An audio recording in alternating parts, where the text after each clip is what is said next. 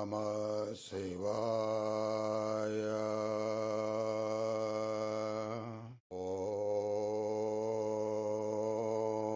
ఓం నమ శివాయ.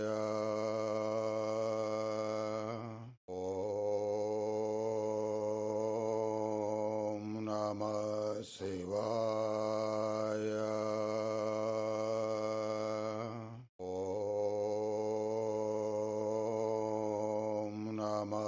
శివాయ. ఓం నమ శివాయ. శారదామాత్రలో చాలా ప్రధానమైనటువంటి కేదార్నాథ్ ఆలయ ప్రయాణం 10 నిమిషాల్లో ఆలయ ప్రాంగణం దగ్గరలోకి చేరుకుంటాము. ఇప్పుడు మీరు చూస్తుంది ఘాట్ రోడ్లో, కేదార్నాథ్కి వెళ్ళే దారిలో ఘాట్ రోడ్లో. ఇది భయపడే వాళ్ళకి కొద్దిగా చాలా ప్రమాదకరమైన ప్రయాణం అనిపిస్తుంది.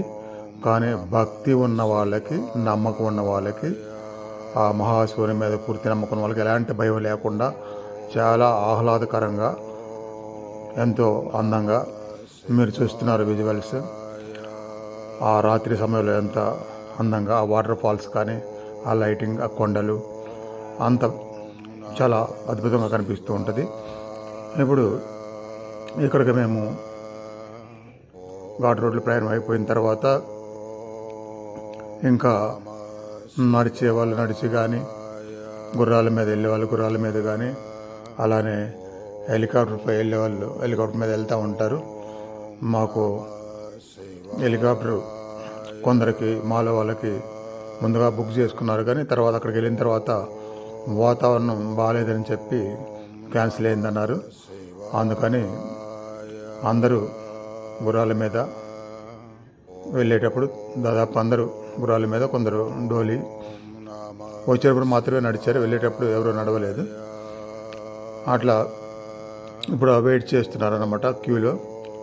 ఆ గుర్రాలని అంటే రిజిస్ట్రేషన్ పేపర్లు అక్కడికి చూపించిన తర్వాత ఇంకా వాళ్ళకి అది హ్యాండ్ ఓవర్ చేసేసి వెళ్ళటానికి, మళ్ళీ కొంత దూరం వెళ్ళిన తర్వాత ఆ గుర్రాల మీద వెళ్ళటానికి అక్కడ వాళ్ళని మాట్లాడుకోవడం జరిగిద్ది. ఆ 2000 నుంచి 3000 మధ్యలో ఉంటుంది ఒక్కొక్కరికి గుర్రం. అయితే అదే ఒకరే మనుషులు ఎక్కించుకొని తీసుకెళ్ళే డోలి అయితే 8000 నుంచి, ఇంకా మాట్లాడేదాన్ని బట్టి, వచ్చే వాళ్ళని బట్టి, అనుభవం ఉన్నదాన్ని బట్టి 8000 నుంచి 15,000 వరకు కూడా అవుతూ ఉంటుంది డోలి. అదే నలుగురు మోసే పల్లకీ లాంటిది అయితే అది కూడా 15,000 వరకు అయిద్ది అన్నమాట. అట్లా ఆ ప్రయాణంలో రిజిస్ట్రేషన్ పేపర్స్ అక్కడ చేసిన తర్వాత గుర్రాల దగ్గరికి వెళ్ళడానికి ప్రయాణం సాగుతూ ఉంది.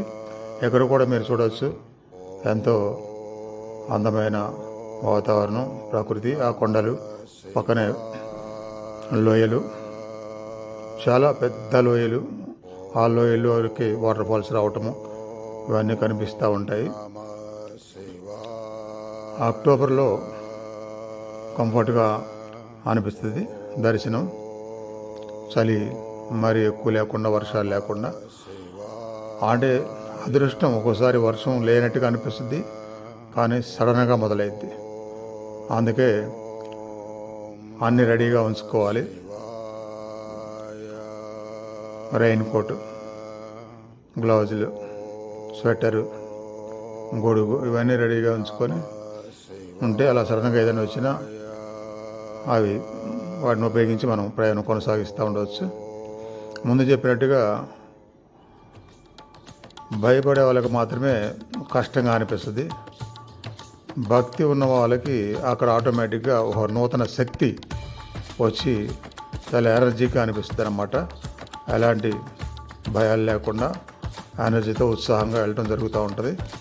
ఇంకా ఇక్కడ గుర్రాలు మాట్లాడుకోవడం అయిపోయింది. ఇంకా మేము ఒక్కొక్కరము వాటిపై ఎక్కి ప్రయాణం మొదలు పెట్టబోతున్నాం అన్నమాట.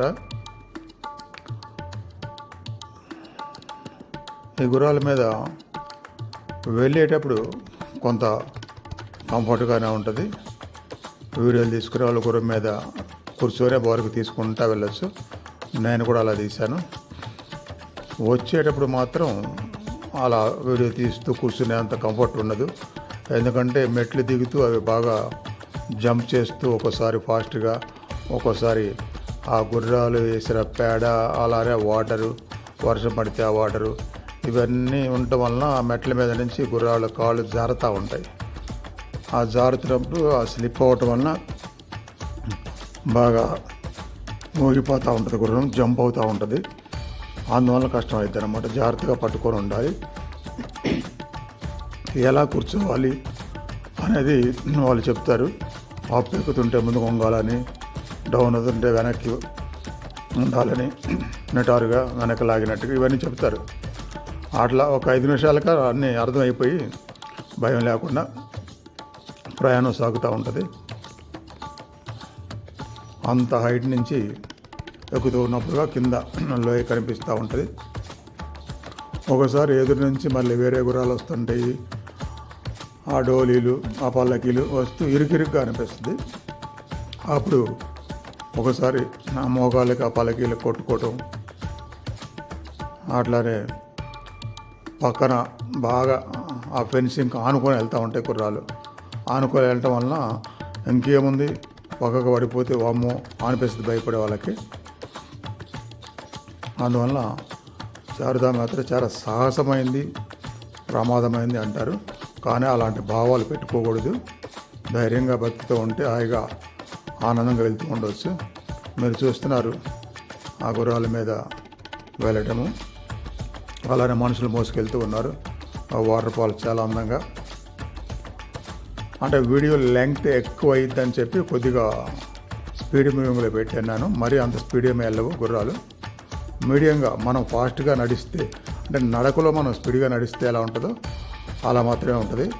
గుర్రాలు పరిగెత్తుకుంటూ వెళ్ళడం, తీసుకెళ్ళడం అయితే ఉండదు. మధ్య మధ్యలో ఆ వాటర్ ఫాల్స్తో పాటుగా గుర్రాలకి వాటర్ తాగడానికి అరేంజ్మెంట్స్ ఉంటాయి. అవి వాటర్ తాగుతాయి. అట్లానే కొద్దిగా ఆహారం కూడా లైట్గా తీసుకుంటూ ఉంటాయి. మొత్తం ఒక హాఫ్ అన్ అవర్లో మీకు ఈ యాత్ర, ఆ తర్వాత ఆ మహాశివుని నివాసం అనేటువంటి ఆలయాన్ని చూడటం అంత అయిపోతుంది. మామూలుగా అయితే 2.5 hours అలా పడుతుంది కంటిన్యూగా. ఆ వేగంగా వెళ్ళేదాన్ని బట్టి, స్లోగా వెళ్ళేదాన్ని బట్టి 2.5 hours నుంచి 3.5 hours వరకు కూడా పడుతుంది అనమాట. అయితే అంతసేపు మనం ప్రయాణం చేసాం అలా కూర్చొని కంటిన్యూగా అనేమి అనిపించదు. ఎందుకంటే దీన్ని దేవభూమి అంటారు. మనము దేవతలు నడియాడిన ప్రదేశంలో వెళ్తూ ఉంటాం కాబట్టి ఆ ఆనందము, ఆ కొత్త ప్రదేశము, ఆ అనుభూతి వల్ల మనకి టైం తెలియకుండానే అయిపోతూ ఉంటుంది. ప్రతి ఒక్కరికి అది ఒక కొత్త ఆనందకరమైన, ఆహ్లాదకరమైన ఆనందానుభూతిని అనిపించే విధంగా ప్రయాణం సాగుతూ ఉంటుంది. కంటిన్యూగా నేను కూడా వెళ్ళేటప్పుడు గుర్రం మీద, వచ్చేటప్పుడు కూడా గుర్రం మీద రావడం జరిగింది. మా ట్రూప్లో వాళ్ళే నా ముందు వెళ్తూ ఉన్నారు. అందువల్ల కంటిన్యూగా వాళ్ళిద్దరు ముగ్గురు కలిసి ఉంటారు. 4 వరకు కూడా ఉంటారు. కాబట్టి గ్రూపులుగా వెళ్ళొచ్చు, భయం లేకుండా, విడిపోకుండా. వెళ్ళేటప్పుడు అన్నీ గమనిస్తూ ఆ గురువు వాళ్ళతో ఏదైనా మాట్లాడుతూ కూడా వీడియో తీసుకోవచ్చు. మనసులో ఆ మహాశివుని కంటిన్యూగా ఉంచుకుంటూ ఉండాలి. స్మరించుకోవటం కానీ, జ్ఞప్తిలో ఉంచుకోవటం కానీ. అప్పుడు పూర్తి నమ్మకంతో, భక్తితో ఆనందంగా ఉంటూ ఉంటుంది.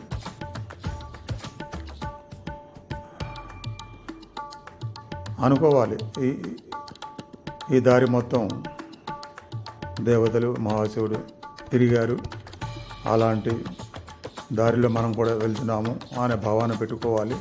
భగవంతుని మనసులో ఉంచుకోవాలి. ఒకసారి వెళ్తే అక్కడ మనస్ఫూర్తిగా స్మరించుకొని దర్శించుకొని ధ్యానం చేసి అన్నీ సక్రమంగా జరిగితే ఆ మహాశివుని అనుగ్రహం కలిగినట్టే. ఆ విధంగా మరలా జన్మ ఉండదంటారు. అయితే వెళ్ళొచ్చిన తర్వాత నిజమైన భక్తులకి జీవితంలో ఒక మార్పు వస్తుంది. అంటే మానసికంగా ఒక మార్పు వస్తుంది. భక్తి విశ్వాసం భగవంతుని మీద మరింత పెరిగిద్ది. అలానే ఈ ప్రాపంచిక మాయలో అప్పటి వరకు మాయలో పడి కొట్టుకునేది తగ్గిద్ది. ఈ మాయ నుంచి దూరంగా ఉండాలనే జ్ఞప్తి ఎప్పుడు మనసులో ఉంటుంది.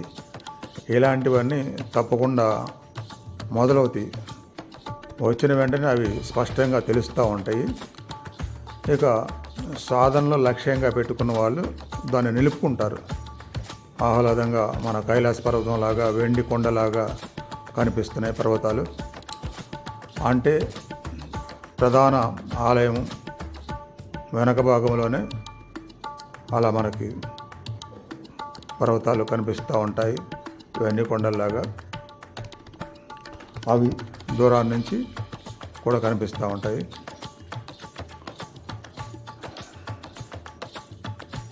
ఆకలి కూడా అనిపించదు. మనకు అంత కొత్త ప్రదేశము, అక్కడ మంచి ప్రాణశక్తి అవన్నీ ఉంటాయి కాబట్టి ఆకలి కూడా అనిపించదు. ఇక ఆకలి అనిపించే వాళ్ళు ఆ మధ్యలో టీ స్టాల్స్, అక్కడ చపాతీలు, మ్యాగీ ఇలాంటివి ఉంటాయి. ఇప్పుడు మా వాళ్ళు కూర్చొని అవే తింటున్నారు అక్కడ. కాబట్టి ఆకలికి ఇబ్బంది అనేది కూడా ఉండదు. ఆహార పదార్థం మరీ బరువులు తీసుకెళ్ళే అవసరంలా, సింపుల్గా ఏదో ఒకటి తీసుకోవచ్చు. ఆకలి అయితే అనిపించదు. ఏదైనా హెల్త్ ప్రాబ్లం ఉంటే తప్పదు, టైంకి తినాలి, ట్యాబ్లెట్స్ వేసుకోవాలనుకున్న వాళ్ళు మాత్రం ట్యాబ్లెట్స్ దగ్గర ఉంచుకొని ఆ టైంకి మర్చిపోకుండా ఏదో ఒకటి తిని ట్యాబ్లెట్స్ వేసుకోవాలి. ఎందుకంటే మర్చిపోతే మళ్ళీ అంత దూరం వెళ్ళి పైకి వెళ్ళిన తర్వాత అనుకోకుండా కాళ్ళు తిరగటాలు, నీరసం రావడాలు అవన్నీ జరిగితే కొంచెం ఇబ్బందులు పడాల్సి వస్తుంది. ఆ ఆనందం, ఆ భక్తి లేకుండా ఇబ్బంది పడాల్సి వస్తుంది. కొందరికి అలానే జరిగిద్ది. అందుకని అలా జరగకుండా ముందు జాగ్రత్తలు తీసుకోవాలి. ఆ వాటర్ ఫాల్స్ అంటే పుణ్య నదులు. ఆ పుణ్య నదుల నుంచి వచ్చే వాటర్ కాబట్టి అక్కడ పడే ప్రతి చినుకు, నేల, ఆ మట్టి, ఆ చెట్లు, ఆ వృక్షాలు, ఆ ప్రకృతి, అందులో నుంచి ప్రాణశక్తి చాలా విరివిగా ఉంటుంది. మనకి మామూలు సిటీలో ఉండేదానికంటే చాలా ప్రాణశక్తి ఉంటుంది. కాబట్టి మామూలు వాళ్ళు ఏం తినకపోయినా ఆకలి అనిపించదు. ఆకలి అనిపించకుండానే 24 hours గడిచిపోద్ది. ఇప్పుడు మీకు కనిపించే ఆమె మమ్మల్ని టూర్కి తీసుకెళ్లారు. తన పేరు లక్ష్మి.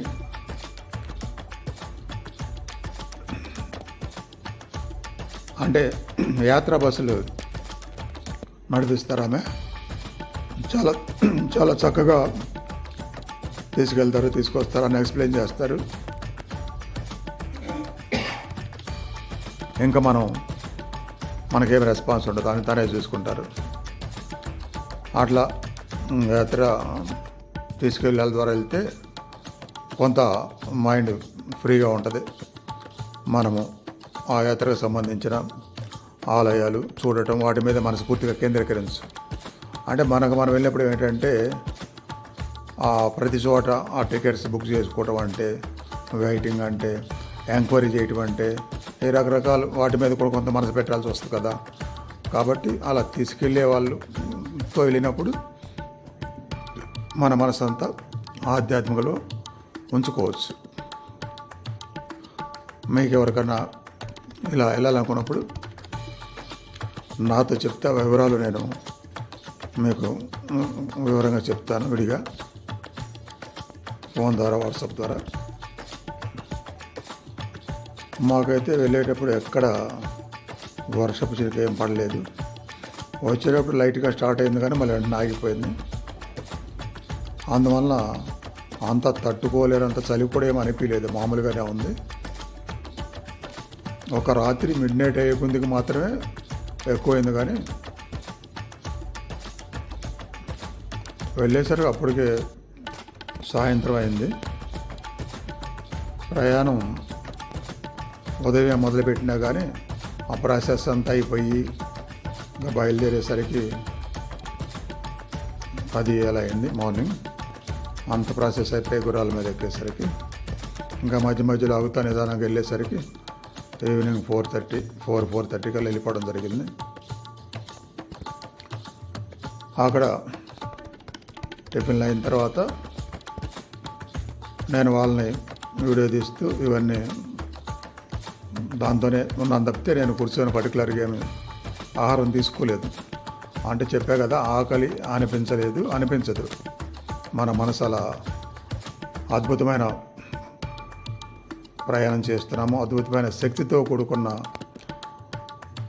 ప్రాంతం కాబట్టి, ఆ భావంతో ఉంటాం కాబట్టి ఇంకా వాటిని ఆస్వాదించడం మీదే మనసు అంతా ఉంటుంది. ఆ విధంగా ఆకలి అనేది లేకుండా ప్రయాణం కంటిన్యూ అయిందనమాట. ఇక మీరు తీసుకోవాల్సిన జాగ్రత్త ఏంటంటే, మీకు భయం అనిపిస్తే చెప్పాలి, కొద్దిగా స్లోగా తీసుకెళ్ళమని. అప్పుడు వాళ్ళు స్లోగా తీసుకెళ్తారు. వాళ్ళకి పెట్టాల్సిన ఖర్చు 200-300 ఉంటుంది. ఆ 2000-3000 కాక, అంటే కొద్దిగా ఏదైనా వాళ్ళకి స్నాక్స్ తినిపించడము, ఓన్లీ స్నాక్స్ చాయ్కి 100 రూపాయల పైన అయిపోద్ది. ఇంకా చపాతీ, మ్యాగీ అలాంటివి తీసుకుంటే 200-300 అవుతూ ఉంటుంది అనమాట. ఆ రేటు అలా 4 ఎక్కువ ఉంటుంది. ఎందుకంటే వాళ్ళు కూడా సామాన్ అంతంత దూరం రోజు తీసుకెళ్ళి మళ్ళీ అక్కడ ఉండి అరేంజ్ చేసుకోవాలి కాబట్టి అలా రేట్లు అక్కడ ఎక్కువ ఉండడానికి కారణం అది. అందుకని దాని గురించి పట్టించుకోకూడదు. మనం అంత దూరం వెళ్ళినప్పుడు అలా ఖర్చులు అవుతాయి, వాళ్ళకు కూడా ఇవ్వచ్చు.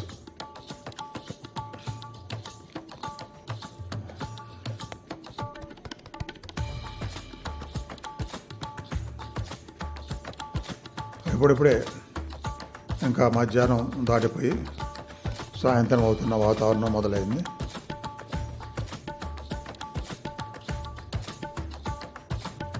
ఎక్కడ ఆగడం ఉండదు. మహా అయితే ఒక 15 నిమిషాల మధ్యలో, అది రెస్ట్ కిందకి రాదు, అలా ఏదైనా లైట్గా ఆహారం తీసుకుని ఆగేది ఆ 15 నిమిషాలు.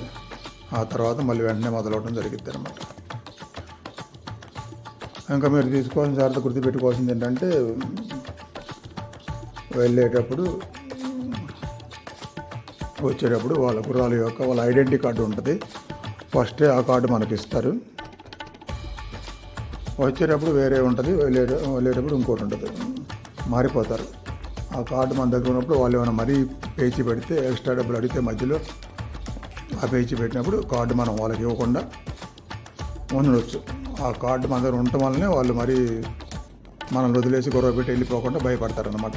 అందువల్ల ఆ కార్డు వాళ్ళకి లాస్ట్ వరకు ఇవ్వకుండా, ఇక మనం కంప్లీట్ అయిపోయింది అనుకున్న తర్వాత వాళ్ళకి ఇవ్వాలన్నమాట. ఇవన్నీ ఎలాగూ మీరు తీసుకెళ్ళే వాళ్ళ ద్వారా, ఆ యాత్రా బస్సుల ద్వారా వెళ్తే వాళ్ళే చెప్తారు ఈ జాగ్రత్తలని. పర్టికులర్గా నేను చెప్పకపోయినా మీరు వెళ్ళిన వాళ్ళకి అప్పటికప్పుడు అందరూ అవే చెప్తారు. అంటే ఎప్పుడైనా మీరు అనుకోకుండా ఒకవేళ 2-3 ఫ్యామిలీ కలిసి పర్సనల్గా వెళ్తే ఎంత వివరంగా చెప్పేవాళ్ళు ఉండరు కాబట్టి ఇప్పుడు నేను చెప్పేది మీకు అలాంటి వాళ్ళకి పనికి వస్తుంది.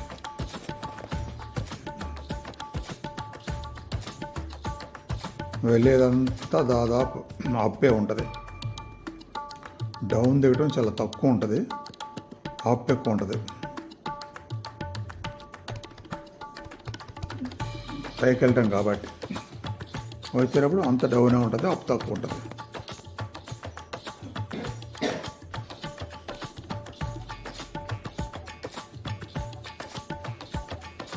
కొండపై పొగ మంచు, అంటే మేఘాలే బాగా దట్టంగా మందంగా కనిపిస్తాయి అన్నమాట. ఇంకా కేదార్నాథ్ ఆలయానికి దగ్గరలోకి వస్తున్నట్టు ఇప్పుడు. అయితే తీరా మేము పైకి వెళ్ళిన తర్వాత హెలికాప్టర్లు కనపడతా మొదలని. అంటే మాతో పాటు వచ్చిన వాళ్ళు బుక్ చేసుకున్న వాళ్ళకి ఆ బయలుదేరే టైంలో అలా ఉంది కాబట్టి క్యాన్సిల్ అయింది. ఇప్పుడు మేము పైకి వెళ్ళేసరికి ఆ హెలికాప్టర్లకి కొంచెం పర్లేదని చెప్పి మళ్ళీ స్టార్ట్ అయినాయి. అట్లా మేము తీరా పైకి వెళ్ళిన తర్వాత ఒకదాని తర్వాత ఒకటిగా చాలా హెలికాప్టర్లు రావటం మొదలైనాయి. హెలికాప్టర్లు కూడా ఒకప్పుడు కొంచెం తేలిగ్గానే ఉండేది. ఇప్పుడు దానికి ప్రతి ఒక్కరికి వాళ్ళు మీడియేటర్స్ ఉంటారు, ఆ బ్రోకర్స్ ద్వారా బుక్ చేసుకోవటం వలన అట్లా ఒక్కోసారి ఇబ్బంది అవుతూ ఉంటుంది. వాతావరణం బాగాలేదని క్యాన్సిల్ అయితే అప్పటికప్పుడు ఆల్టర్నేటివ్ చూసుకోవాల్సి వస్తుంది. అందుకని ఆల్టర్నేటివ్ చూసుకోవడానికి తగిన విధంగా మీరు మైండ్ ప్రిపేర్గా ఉండాలి. ఫుల్ హెల్తీగా ఫిట్నెస్గా వీలైతే ప్రయాణం ఉందనుకున్న 1 మంత్ ముందు నుంచి కొంచెం హెల్త్ బాగా చూసుకోవటం, వాకింగ్ చేయటం, ఎక్సర్సైజ్ చేయటం, బాడీని ఫిట్గా ఉంచుకుంటే అట్లా ఏదైనా శ్రమ పడాల్సి వచ్చినా బాడీ సహకరించింది. పైకి వెళ్ళే కొందికి కొంచెం ఆక్సిజన్ తక్కువ ఉంటుంది కాబట్టి ఎవరికన్నా ఊపిరి అందట్లేదంటే ఆక్సిజన్ పెట్టించుకోవడానికి కూడా అవైలబుల్ ఉంటుంది. అక్కడ క్లినిక్స్ కూడా ఉంటాయి.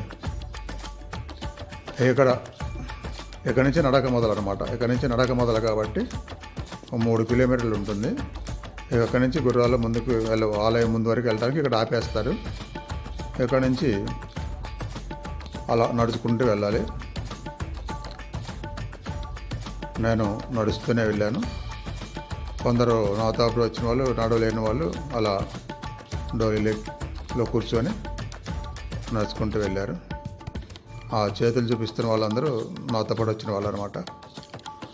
నడిచే వాళ్ళు కొందరు అలా ఒకరే డోలీలో కూర్చొని నడవలేక వాళ్ళు తీసుకెళ్తారనమాట.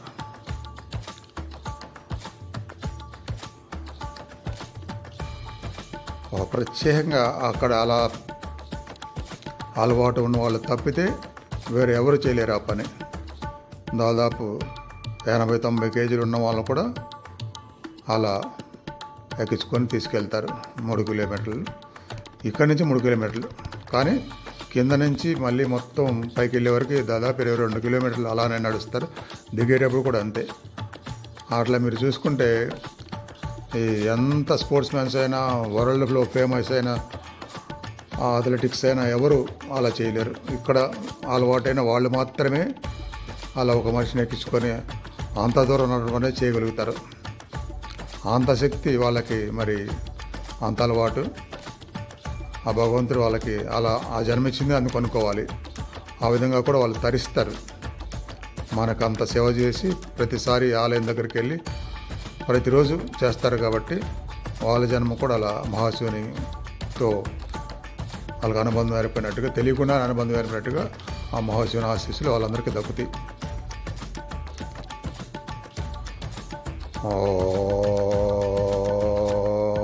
ఓం నమః శివాయ. ఓం నమః శివాయ. ఓం నమః శివాయ. ఓం నమః శివాయ. ఓం నమః శివాయ. ఓం నమః శివాయ. ఓం నమః శివాయ. ఓం నమః శివాయ. ఓం నమః శివాయ. ఓం నమః శివాయ. ఓం నమః శివాయ. ఓం నమః శివాయ. ఓం నమః శివాయ.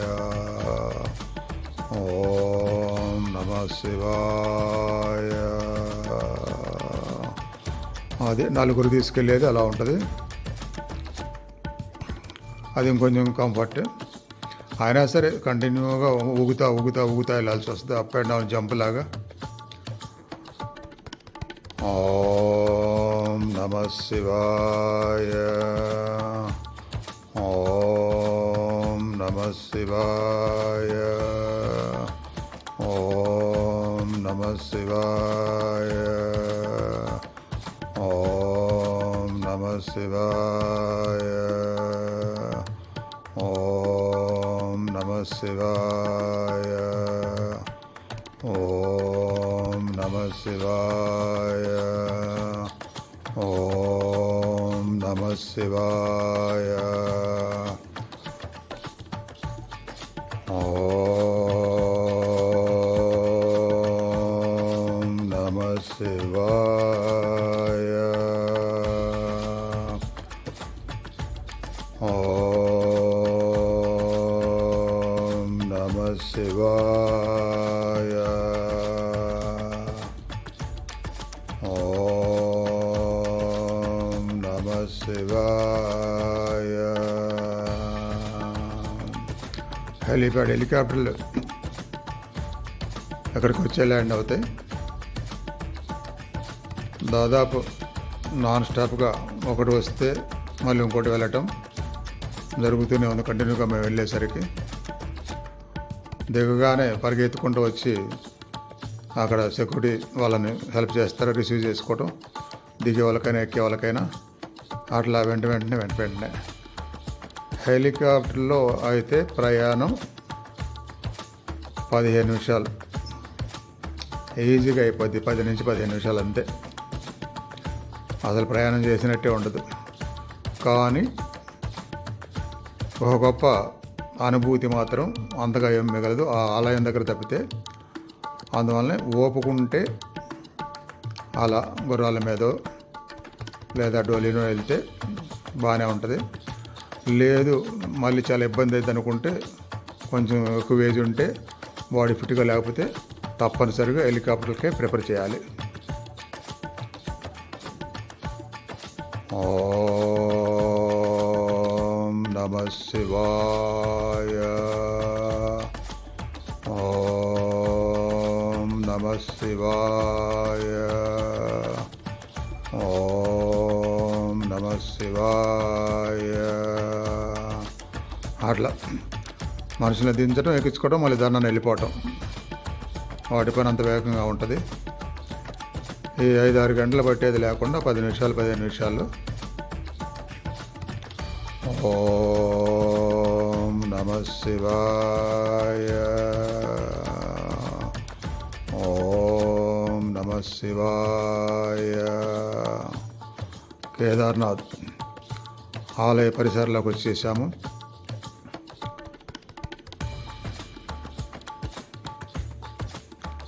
ఆ మహాశివుడు సంచరించిన ప్రదేశం.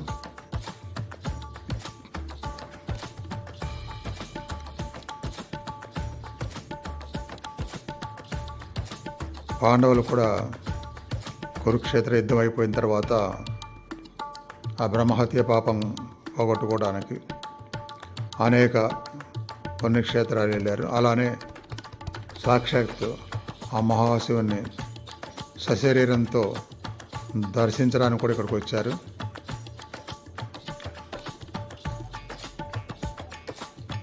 అలా వెంటనే వాళ్ళకి దర్శనం దొరకకే మహాశివుడు దర్శనం ఇవ్వడానికి మొదట్లో అంతగా ఏమీ సుమ్మతిగా లేరు. ఇంకా వాళ్ళు ప్రయత్నించి లాస్ట్కి ఒక పెద్ద కొండ మీద నుంచి భీముడు చుట్టువైపులు చూస్తూ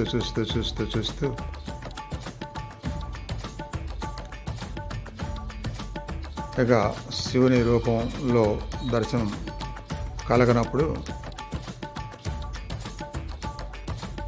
అనేక రకాలుగా ప్రయత్నించి చివరికి కనుగొనడం జరిగింది. అంటే ఈ వృత్తాంతం అంతా మీరు ఎలా అయినా సరే తెలుసుకోవచ్చు. ఎందుకంటే ఈరోజు స్మరణ, ధ్యానము, ప్రధానంగా స్మరణ, చివరికి ధ్యానంలో నిమగ్నం అయితే ఎన్నో జన్మల పుణ్యం, ఎన్నో కోట్ల పౌర్ణమి ధ్యానం చేసినట్టుగా ఈరోజు మీకు అంత గొప్ప ఫలితం రావాలని ఈ వీడియో ద్వారా స్మరణ. ఇంత గొప్ప పుణ్యక్షేత్రం మహాశివుని ఆ కేదార్నాథ్ క్షేత్రంలో చూస్తూ అక్కడే శివుని దర్శిస్తున్న భావనతో మీరు ధ్యానంలో నిమగ్నం అవ్వచ్చని ఆ ప్రధాన ఉద్దేశంతో ఈరోజు మీకు ఇది చూపించడం జరుగుతుందన్నమాట. భక్తిని బాగా నింపుకోండి. ఆలయం దగ్గరికి వెళ్ళేసరికల్లా మీ ఏకాగ్రత పూర్తిగా పెరిగిపోవాలి. ఆ మహాశివుని రూపదర్శనం బాగా నిలబడిపోవాలి. చివరిలో మీరు ఇలా చూస్తూ స్మరణ వింటూ ఎండ్ అయ్యేసరికి ధ్యానంలో నిమగ్నం అయితే ఆ మహాశివుని ఆశీస్సులు తప్పకుండా మీరు పొందుతారు. మీకుండే ఎన్నో జన్మల పాపకర్మలు తప్పిపోతాయి. ఒక గొప్ప మంచి జీవితం మొదలవుతుంది. ఓం నమః శివాయ. ఓం నమః శివాయ. ఓం నమః శివాయ. ఓం నమః శివాయ. ఓం నమః శివాయ. ఓం నమః శివాయ. ఓం నమః శివాయ. కేదార్నాథ్ ఆలయంకి చాలా దగ్గరలో వెళ్ళబోయే ముందుగా దర్శించుకునే ఆ శివాలయాలు, అమ్మవారి ఆలయాలు అవి దర్శించుకొని దాటుకొని ఇప్పుడు మనము ఆలయ ప్రాంగణంలోకి వచ్చాము. మీకు ఎదురుగా దూరంగా కనిపిస్తున్నదే ఆ ప్రధాన కేదార్నాథ్ మహాక్షేత్రం. ఓం నమః శివాయ. హర హర మహాదేవ. శంభో శంకర. ఓం నమః శివాయ. ఓం నమః శివాయ. ఓం నమః శివాయ. ఓం నమః శివాయ. ఓం నమః శివాయ. ఓం నమః శివాయ.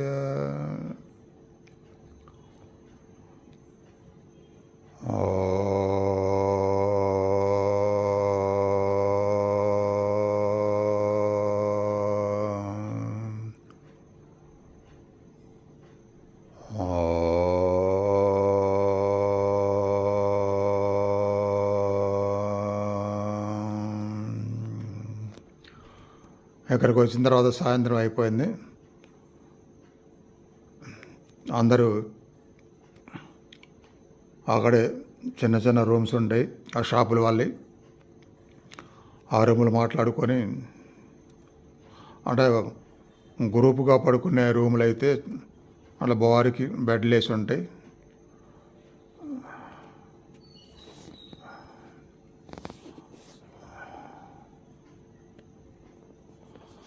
ఆ బెడ్ల మీద బారికి పడుకోవడం జరుగుతుంది. మనిషికి 500. అదే ఒక రూములాగా నలుగురికి సపరేట్గా ఉండాలి. అంతమందికి 30-40 మంది కాకుండా అనుకుంటే ఒక్కొక్కరికి 2000 అలా ఉంటుంది. అది అక్కడ దొరికేదాన్ని బట్టి, డబ్బు పెట్టేదాన్ని బట్టి మాట్లాడుకొని తీసుకోవచ్చు అన్నమాట. నైట్ ఉండదలుచుకుంటే, లేదు వెంటనే దర్శనం దొరికితే తిరిగి మొహం పడితే అలా వెంటనే తిరగవచ్చు. కాకపోతే ఆలసిపోయి ఉంటారు కాబట్టి రాత్రి హాల్ట్ చేసి మళ్ళీ పొద్దున్న వెళ్ళటం బాగుంటుంది. అలా వెళ్ళిన వాళ్ళకు కొందరికి ఆలసిపోయి ఇంకా అది క్యూలో నిలబడలేక దర్శనానికి ఉదయమే చేసుకున్నారు. ఒక తక్కువ మంది వెళ్ళిన వాళ్ళలో, మాలో వెళ్ళిన వాళ్ళ 4-5 మాత్రం 2 సార్లు చేసుకున్నారు, రాత్రి ఉదయం. నేను మీ అందరికీ ధ్యానం చేయించాలి, అన్నీ చూపించాలి, లైవ్ పెట్టాలి అని ఇలాగానే దర్శనం బదులు ఇలా ఈ వీడియో మొత్తం తీస్తూ నైట్ 10:30-11 వరకు మళ్ళీ ఎర్లీ మార్నింగ్ దర్శనం చేసుకోవడం జరిగింది. ఇక్కడ మీరు దర్శనానికి సంబంధించి తీసుకోవాల్సిన జాగ్రత్త, అక్కడ స్పెషల్ దర్శనం తీసుకోవచ్చు టికెట్, లేదా ఆర్డినరీలో వెళ్ళచ్చు. ఆర్డినరీలో కొంచెం ఒక్కోసారి ఎక్కువ టైం పట్టింది కాబట్టి స్పెషల్ దర్శనం టికెట్ తీసుకోవచ్చు. మరీ ఎక్కువే ఉండదు, 1000 రూపాయల నుంచి 1500 అలా ఉంటుంది. అట్లా అదే రేట్లో కొందరు పండిట్లు పూజారులు వాళ్ళు డబ్బులు తీసుకొని పంపిస్తామని చెప్తారు. అట్లా కూడా వెళ్ళచ్చు. కానీ ఒక్కోసారి భక్తులు ఎక్కువ ఉంటే ఆ సెక్యూరిటీ వాళ్ళు అలా కూడా పంపించరు. అంటే అది అనాథరైజ్డ్ అని నాకు అర్థమైంది. పూజారులు అయినా సరే ఆ సెక్యూరిటీ వాళ్ళు కొంచెం అటు ఇటు చూస్తున్నప్పుడు వీళ్ళు వెళ్తున్నట్టుగా వాళ్ళతో పాటు మనల్ని తీసుకెళ్తారు. వాళ్ళతో పాటు మనల్ని తీసుకెళ్ళడానికి అక్కడ పర్మిషన్ లేదు అని నాకు అర్థమైంది. కాబట్టి ఎక్కువ మంది ఉన్నప్పుడు వాళ్ళతో పాటు మనల్ని వెళ్ళనీయకుండా ఆపేస్తారు, వెనక్కి లాగుతారు. అందుకని వాళ్ళు చాలామంది ఉన్నారు, ఇబ్బంది అది అనుకునేది మీరు గమనించుకోవాలి. వాళ్ళు ఇచ్చే హామీని బట్టి ఆయన పక్కన ఒకేసారి 20 మందిని పెట్టుకుంటే అంతమందిని పోనివ్వరు. ఏదో 2-3 అయితే ఆయనతో పాటు ఈజీగా వెళ్ళనేస్తారు. అవన్నీ కూడా గమనించుకోవాలి. సో అన్ని రోజులు ప్రయాణం వెళ్ళి అంత దూరం వెళ్ళి ఇంకా ఒక 2 గంటలు క్యూలో ఉండటానికి వెనకాడకూడదు. అసలు అక్కడ టైం స్పెండ్ చేయటమే మహాదేవుని సన్నిధిలో స్పెండ్ చేస్తాం కాబట్టి ఓపికతో ఉండాలి. ఓపిక ఉంటామని ముందే శక్తివంతంగా ఉండాలి. ఇప్పుడు ఆలయం ముందు నుంచి అలా అందరూ రూమ్లోకి వెళ్ళిన తర్వాత నేను మీకోసం వీడియో చూపిస్తూ వెనక వైపుకి వెళ్ళాను. దీన్ని భీమశిల అంటారు. భీమశిల అంటే పెద్ద సైక్లోన్ వచ్చినప్పుడు ఎంతోమంది స్వర్గస్థులు అయ్యారప్పుడు అంత పెద్ద సైక్లోన్లో వరదలో టెంపుల్కి ఎలాంటి హాని జరగకుండా ఆ మహాశివుడే ఆ శిలను అడ్డుగా పెట్టాడు. అప్పట్లో ఆ శిల పక్క నుంచి వరద ఉధృతంగా వెళ్ళింది, కానీ ఆలయానికి ఏమాత్రం ఆ వరద దాడి లేకుండా అది కనిపించే దారి నుంచే వరద వచ్చిందనమాట. అక్కడి నుంచి వచ్చింది. ఆ 2 కొండల మధ్య నుంచి ఆ వరద వల్లనే ఆ దారి ఏర్పడింది. అక్కడి నుంచి వచ్చి ఈ గుడి మీదకి రాబోయే టైంకి ఆ వరద నీళ్ళతో పాటు ఆ పెద్ద శిల వచ్చేసి కరెక్ట్గా గుడికి ఒక 15 అడుగుల దూరంలో ఆగిపోయింది. ఆగిపోగానే ఆ గుడిని రక్షించిందనమాట.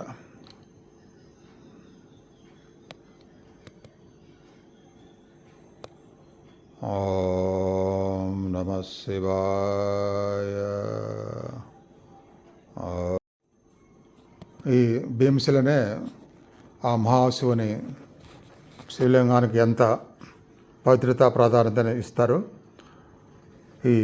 ఆ దైవ మహిమ కాబట్టి ఈ శిలను కూడా ఆ మహాశివుని శివలింగానికి ఇచ్చిన ప్రాధాన్యత ఇస్తూ ఆ శిలను పూజిస్తూ అందరూ తప్పనిసరిగా దర్శనం చేసుకోవడం, నమస్కారం చేసుకోవడం, పూజ చేసుకోవడం జరుగుతూ ఉంది. అప్పటి నుంచి ఇప్పటి వరకు ఎక్కువ మంది అఘోరాలు ఆ శిల దగ్గరే కూర్చుంటున్నారు అప్పటి నుంచి కంటిన్యూగా.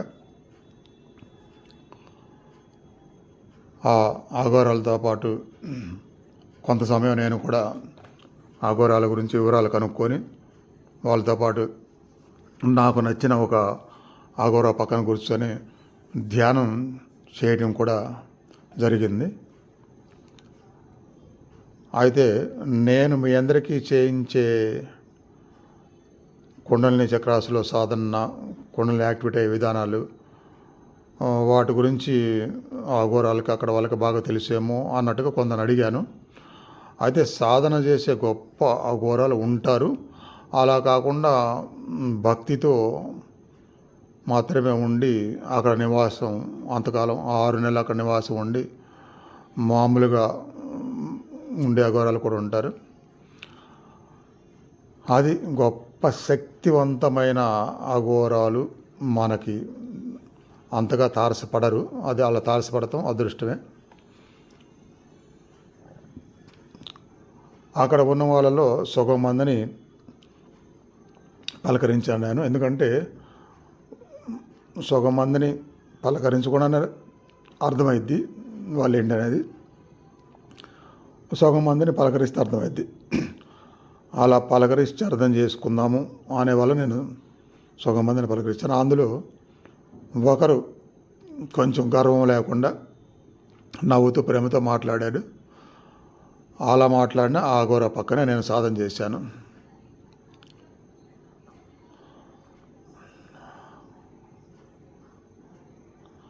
ఆలయం అంత పెద్ద వరద కొండరాళ్ళు కొట్టుకొచ్చి చాలా పెద్ద గందరగోళం జరిగింది.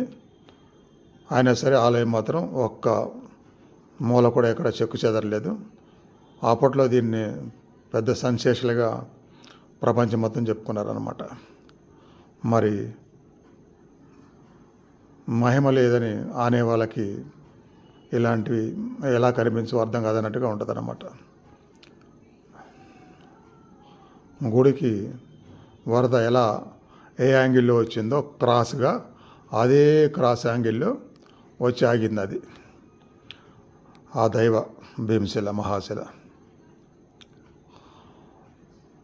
ఓం నమః శివాయ. ఓం నమః శివాయ. ఓం నమః శివాయ. ఓం నమః శివాయ. ఓం నమః శివాయ. ఓం నమః శివాయ. ఓం నమః శివాయ. ఓం నమః శివాయ. ఓం నమః శివాయ. ఓం నమః శివాయ. ఓం నమః శివాయ. ఈ అఘోరాల్ని పలకరించినప్పుడు నేను అడిగాను, మీలాగా 6 నెలలు నేను కూడా ఇక్కడ వచ్చి ఉండవచ్చా? నేను చలికి తట్టుకోగలను, ఉంటాను అంటే అలా అయితే వచ్చి ఉండవచ్చు అన్నారు. అప్పుడే అనిపించింది ఫ్యూచర్లో ఎప్పుడైనా వచ్చి అలా ఉండాలని చెప్పి.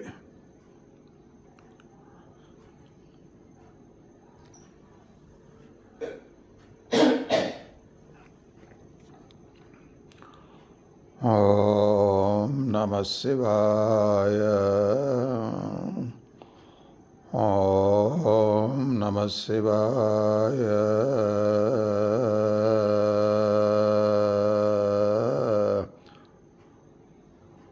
ఓం నమః శివాయ.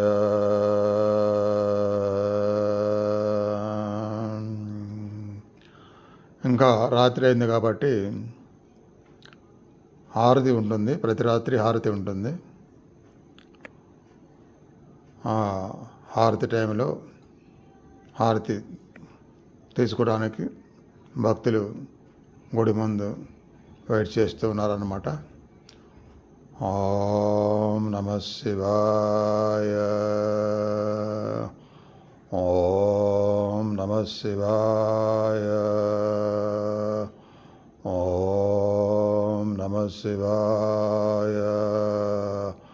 ఓం నమః శివాయ.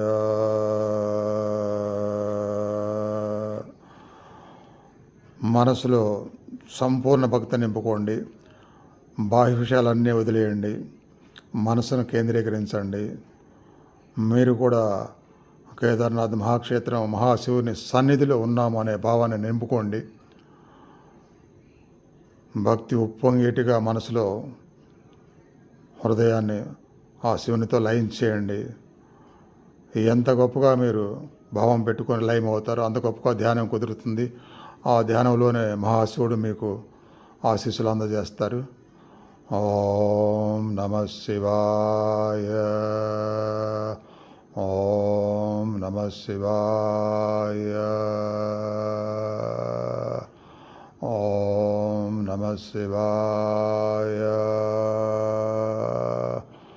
ఓం నమః శివాయ.